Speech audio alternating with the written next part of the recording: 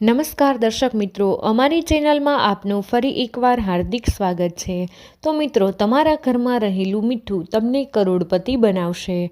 તો મિત્રો, આજે તમને રહસ્યમય અને અનોખી માહિતી આપીએ છીએ।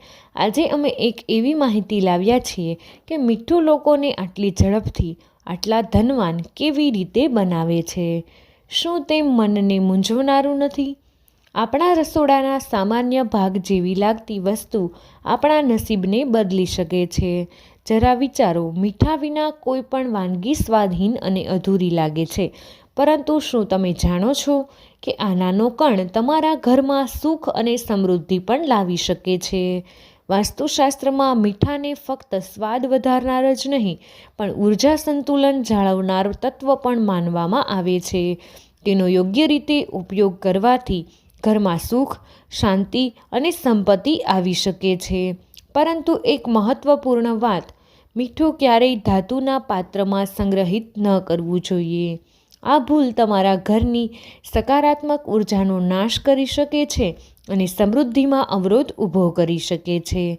જેમણે આ સરળ હકીકત સમજી હતી, તેઓએ તેમના નસીબમાં એટલું બધું પરિવર્તન જોયું છે કે તેઓ થોડા જ સમયમાં ધનવાન બની ગયા।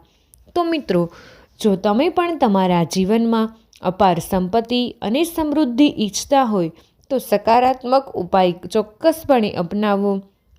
મિત્રો, વિડીયોમાં આગળ વધતા પહેલાં અમારી ચેનલ પર પહેલીવાર આવ્યા હોય તો ચેનલને જરૂરથી સબસ્ક્રાઈબ કરી દેજો, વિડીયોને એક લાઇક કરી દેજો, કમેન્ટ બોક્સમાં જય મા લક્ષ્મી જરૂરથી લખી દેજો અને તમારા બીજા બધા જ મિત્રો સાથે વિડીયોને શેર પણ કરી દેજો। તો વિડીયોમાં આગળ વધીએ।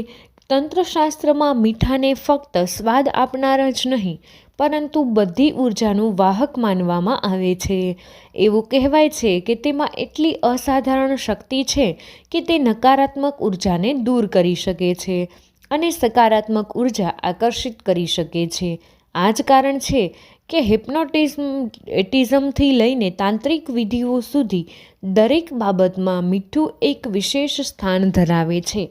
જરા કલ્પના કરો, જો યોગ્ય તાંત્રિક વિધિઓ સાથે મીઠાનો ઉપયોગ કરવામાં આવે તો તે રાતોરાત જ તમારું ભાગ્ય બદલી શકે છે, તમને સંપત્તિના શિખર પર લઈ જઈ શકે છે। જ્યોતિષશાસ્ત્ર કહે છે કે મીઠું ચંદ્ર અને શુક્રનું પ્રતિનિધિત્વ કરે છે, પરંતુ યાદ રાખો, સ્ટીલ કે લોખંડના પાત્રોમાં ક્યારેય મીઠું સંગ્રહિત ન કરો। આમ કરવાથી ચંદ્ર અને શનિ વચ્ચે સંઘર્ષ થાય છે, જે જીવનમાં દુઃખ અને બીમારી, મુશ્કેલીઓ જ આવે છે। પ્લાસ્ટિકના પાત્રોમાં મીઠું સંગ્રહ કરવું પણ અશુભ છે। કાચના પાત્રોમાં સંગ્રહિત મીઠું જ શુભ અને અસરકારક માનવામાં આવે છે। શું તમે જાણો છો, મીઠું ફક્ત ખાદ્ય પદાર્થ નથી, પણ તે નૈતિકતા અને આધ્યાત્મિકતાનું પ્રતીક પણ છે।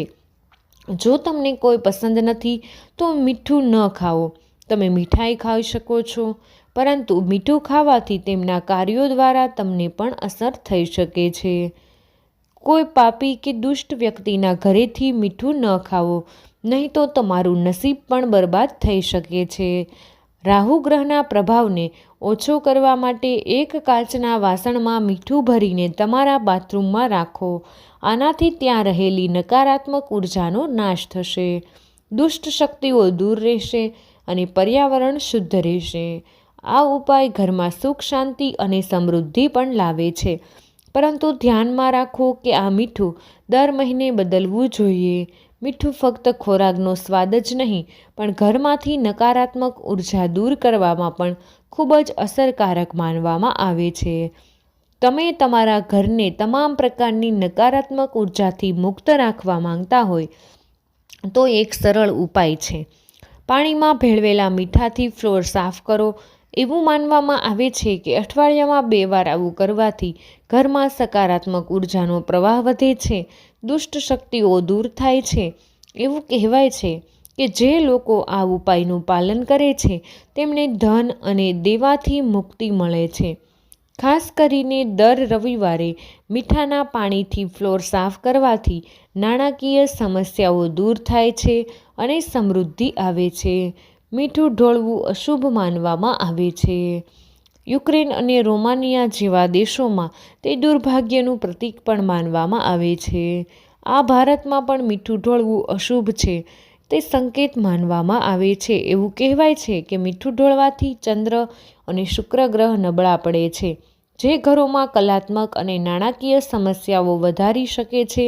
તેથી હંમેશા સાવધાની સાથે તેનો ઉપયોગ કરવો જોઈએ. જો તમારે કોઈને મીઠું આપવાની જરૂર હોય તો તેને ક્યારેય તમારા જમણા હાથેથી ન આપો. એવું માનવામાં આવે છે કે તમારા જમણા હાથેથી મીઠું આપવાથી સંબંધોમાં તિરાડ પડી શકે છે. નાની બાબતો પર દલીલો ઝઘડા થઈ શકે છે. સૂતા પહેલાં મીઠાના પાણીથી હાથ પગ ધોવો. સારી ઊંઘ જ આવતી નથી, પરંતુ રાહુ અને કેતુથી નકારાત્મક અસર પણ ઓછી થાય છે. માનસિક શાંતિ માટે આ ઉપાય ખૂબ જ અસરકારક માનવામાં આવે છે. તંત્રશાસ્ત્ર ગરીબી દૂર કરવા અને ઘરમાં ધન અને સમૃદ્ધિ જાળવવા માટે એક અદ્ભુત ઉપાય છે. એક ગ્લાસ અથવા બાઉલમાં મીઠું ભરો, તેમાં 4 થી 5 લવિંગ નાખો. આ સરળ ઉપાય દેવી લક્ષ્મીના આશીર્વાદની ખાતરી આપે છે અને સંપત્તિમાં વધારો કરે છે. ક્યારેય મન અચાનક બેચેન થઈ જાય છે, ચિંતા અનુભવે છે, કોઈ દેખીતું કારણ નથી. આવી પરિસ્થિતિમાં એક સરળ ઉપાય મદદ કરી શકે છે. એક હાથમાં મીઠું લો, તેને 7 વાર પોતાના પરથી ફેરવો, પછી તેને પાણીમાં નાખી દો. આ ફક્ત માનસિક તણાવ ઘટાડશે નહીં, પણ રાહત પણ આપશે. જો ઘરમાં વારંવાર સતત તણાવ રહેતો હોય તો આ સરળ મીઠાનો ઉપાય ચમત્કારિક સાબિત થઈ શકે છે. કાચના બાઉલમાં સીધું મીઠું ભરી તમારા બેડરૂમમાં રાખો. તે નકારાત્મક ઉર્જા દૂર કરે છે અને ઘરમાં શાંતિનું વાતાવરણ બનાવે છે. વૈવાહિક પ્રેમ વધારવા માટે રાત્રે તમારા બેડરૂમમાં એક ખૂણામાં સિંધવ મીઠું અથવા સફેદ મીઠાનો એક નાનો ટુકડો મૂકીને સૂઈ જાઓ. આનાથી સંબંધોમાં મધુરતા જળવાઈ રહે છે. જો તમે આર્થિક મુશ્કેલીનો સામનો કરી રહ્યા છો અને આવકના બધા રસ્તાઓ અવરોધો લાગે છે, તો આ ખાસ ઉપાય અજમાવો. કાચના વાસણમાં 1 ચમચી મીઠું નાખી તમારા ઘરના દક્ષિણ-પશ્ચિમ ખૂણામાં મૂકી દો અને તેની પાછળ લાલ બલ્બ મૂકી દો. આ ઉપાય તમારી આર્થિક સ્થિતિને મજબૂત બનાવવામાં મદદ કરે છે. તો મિત્રો, વિડીયો પસંદ આવ્યો હોય તો વિડીયોને એક લાઈક કરી દેજો. તમારા બધા જ મિત્રો સાથે વિડીયોને શેર કરી અમારી ચેનલને સબસ્ક્રાઈબ કરવાનું ભૂલશો નહીં. કમેન્ટ બોક્સમાં જય મા લક્ષ્મી જરૂરથી લખી દેજો.